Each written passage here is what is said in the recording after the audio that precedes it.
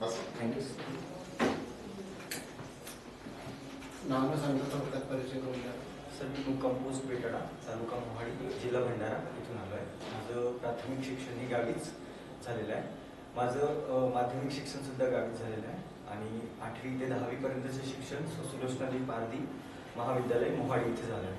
आणि माझं ग्रॅज्युएशनचे शिक्षण sir Shri Madhukarrao Pandav college of engineering Bhandara इथून झालं आहे. कोणता जिल्हा वेगळा झाला आहे भंडारा जिल्ह्यात? सर भंडारा जिल्ह्यातून गोंदिया जिल्हा वेगळा झाला. त्यावेळेस क्षेत्रफळ किती होतं भंडाऱ्याचं आणि आता किती? सर त्यावेळेस लगभग 7,000 स्क्वेअर असं काहीतरी होतं. आता सध्या भंडारा जिल्ह्याचे 3700 असं काहीतरी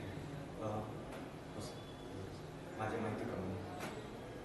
किती प्रयत्न आहे तुमचा? हा सर दुसरा प्रयत्न आहे माझा. मागच्या प्रयत्नात काय कशामुळे अपयश आलो?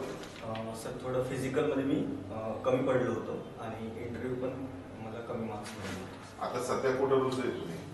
सर मी जिल्हाधिकारी कार्यालय मुंबई शहर इथे महसूल सहाय्यक ग्रुप सी मध्ये सिलेक्ट झालाय का? हो सर 2021 2021 बॅचला हो सर. झालाय. तुम्ही क्लर्क म्हणून काम करता. हो सर क्लर्क म्हणून.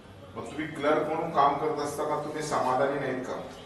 सर समाधानी असं नाही सर, समाधानी आहे सर. पण अगोदरपासून जेव्हापासून प्रिपरेशन चालू केलं तेव्हा PSI हे पदाचं आकर्षण होतं मला आणि PSI पद मिळवायचं होतं. पण तिथं थोडे माझे प्रयत्न कमी पडले म्हणून आर्थिक तंगी दूर व्हावी म्हणून ते पद स्वीकारलं सर आणि या पदासाठी मी सध्या प्रयत्न करते. बर, तुमचे वडील काय करतात? सर वडील शेती करतात. शेती करतात. ठीक आहे. भंडारामध्ये भात शेती हे पीक येतं असं म्हटलं जातं. हो सर भात शेती. ठीक आहे. आणि भात शेतीमध्ये कोणती फिश लावली जाते, होतं त्याचं उत्पादन काढलं जातं?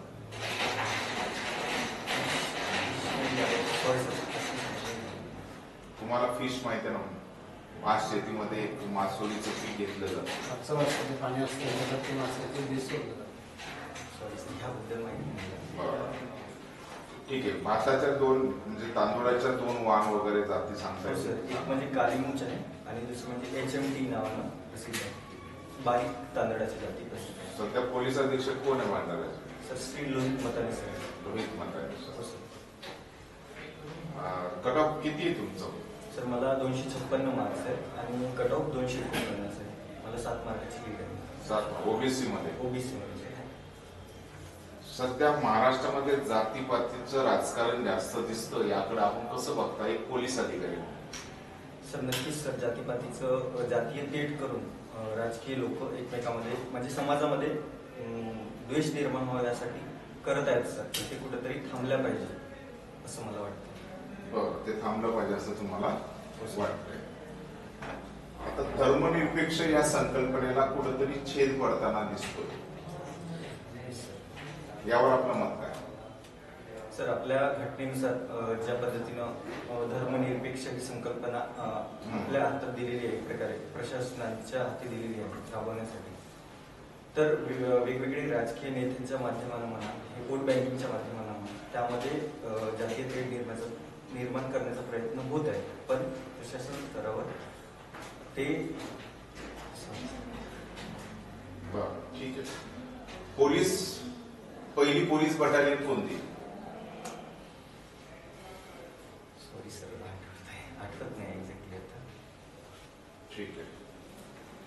पोलीस डायरी ही कोर्टामध्ये ग्राह्य धरली जाते का? पोलीस डायरीमध्ये नोंद केलेलं कोर्टात ग्राह्य धरलं जातं का? हो सर ग्राह्य धरलं जातं.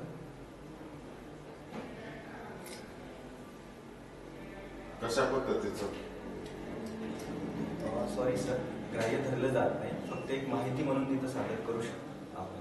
आणि जो अधिकारी नेमकं त्यावेळी त्यानं काय काय केलंय हे फक्त आठवणीसाठी ते पाहू शकतो. CID आणि CBI मधला नेमका फरक काय?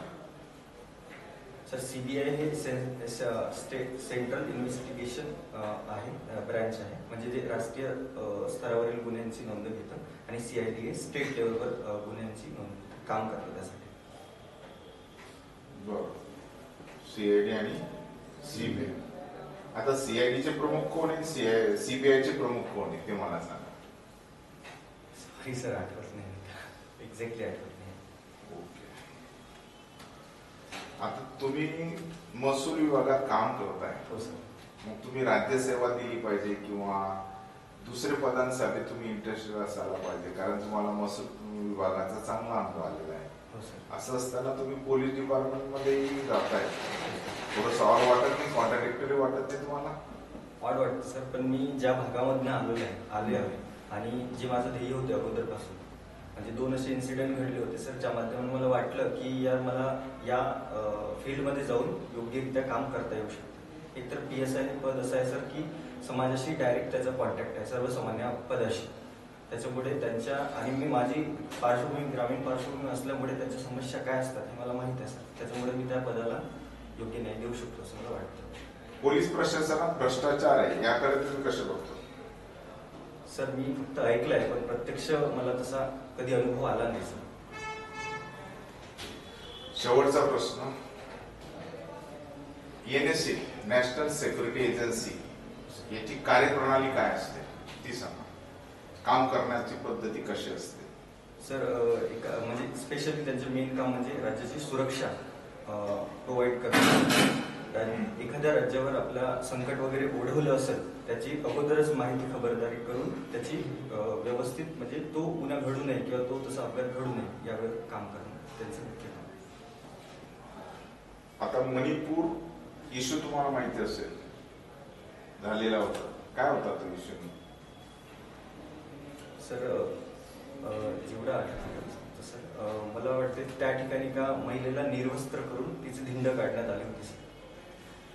आता भारत जोडो जे अभियान आहे राहुल गांधी यांचं, त्या अभियानाला आसामच्या मुख्यमंत्री कोण आहे? Sarbananda Sonowal sir. Sonowal Sharma, sorry sir, thank you. विसरतो हा, माहिती आहे ना सर, शेवटचं नाव सांगितलं मी, शर्मा. त्यांनी राहुल गांधींना ताकीद दिली की आम्ही तुम्हाला इलेक्शन नंतर अरेस्ट करू. हे लोकशाही प्रणालीच्या विरुद्ध आहे का लोकशाही प्रणालीच्या बाजूने आहे? नाही सर, कुठल्या पण मला वाटतं कुठल्याही भारतीय नागरिकाला कोणत्याही स्टेटमध्ये जायला काहीच अडचण असायला नाही पाहिजे. आणि कुठंतरी असं जाहीर विधान करणं मला योग्य वाटत नाही सर. ठीक आहे, बेस्ट लक. Thank you sir.